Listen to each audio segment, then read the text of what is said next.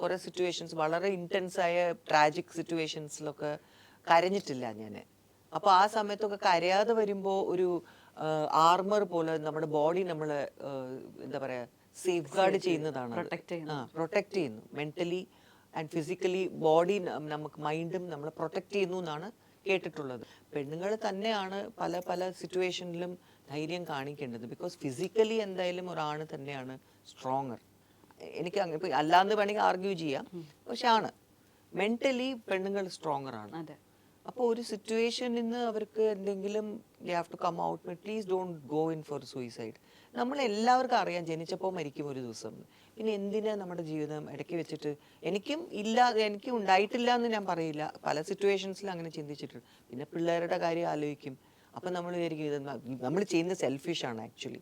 Because ഈ ആത്മഹത്യ ചെയ്ത് പോകുന്നവർ പിന്നീട് അവരുടെ ഫാമിലിയോ അവർ ബാക്കിയുള്ളവർ ജീവിച്ചിരിക്കുന്നവർ എങ്ങനെയാണ് പിന്നെ അവർ ജീവിക്കാൻ പോകുന്നതെന്ന് എന്തുകൊണ്ട് ചിന്തിക്കുന്നില്ല?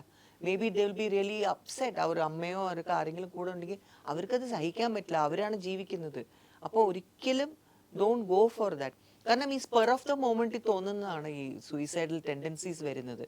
ആ ഒരു മൊമെന്റ് കഴിഞ്ഞു പോയാൽ ഐ ഡോണ്ട് തിങ്ക് അവർ സൂയിസൈഡ് ചെയ്യുന്നത്. പിന്നെ കൊന്നൊക്കെ ചെയ്തു കഴിഞ്ഞാൽ that's murder is something which you can't even atrocious ആണ്. അതൊക്കെ ചിന്തിക്കുന്നത് they are not even human beings. അവർ ചെയ്യുന്ന അങ്ങനെ ആൾക്കാരൊക്കെ ചെയ്യുമ്പോൾ നമുക്കത് എന്താ പറയുക, അവരൊക്കെ അതൊക്കെ അൺഫോർച്ചുനേറ്റ് ആണെന്ന് തന്നെ പറയും. കൊച്ചിലെ മുതൽ അമ്മമാർ മക്കളുടെ അടുത്ത്, എസ്പെഷ്യലി ആ മക്കളുടെ അടുത്ത് പറഞ്ഞു കൊടുക്കേണ്ട ഒരു കാര്യമാണ് മ്യൂച്വൽ റെസ്പെക്റ്റ് ചെയ്യണം. വുമനെ റെസ്പെക്റ്റ് ചെയ്യണം. അത് തന്നെ നമ്മൾ പറഞ്ഞുകൊണ്ടിരിക്കണം. അവരങ്ങനെ വേണം അവർ വളരാൻ. അല്ലാതെ അച്ഛൻ അമ്മയെ അടിക്കുന്നതും അച്ഛൻ അമ്മയെ ചീത്ത വിളിക്കുന്നതും അല്ല അച്ഛൻ അമ്മയെ അങ്ങനെ ഒരു ചീപ്പായിട്ട് ട്രീറ്റ് ചെയ്യുന്നതും നീ പോടി വാടി എന്നൊക്കെ ആ സ്റ്റൈലിൽ സംസാരിക്കുന്നതും, അപ്പോൾ അവരത് കണ്ട് വളർന്നു കഴിഞ്ഞാൽ അവർ വിചാരിക്കുമ്പോൾ ഒരു ഷീസ് ജസ്റ്റ് എ ടൂൾ. നമ്മളൊരു കല്യാണം കഴിഞ്ഞ് കഴിഞ്ഞാൽ അവളെ നമ്മുടെ പാവയാണ്, നമുക്ക് എങ്ങനെ വേണമെങ്കിലും അവളെ ട്രീറ്റ് ചെയ്യാം, അവൾ അവിടെ കിടന്നോളും. So that attitude has to change. അത് ഇന്നത്തെ ജനറേഷൻ പിള്ളേർ കുറേ കൂടെ സ്മാർട്ടാണ്.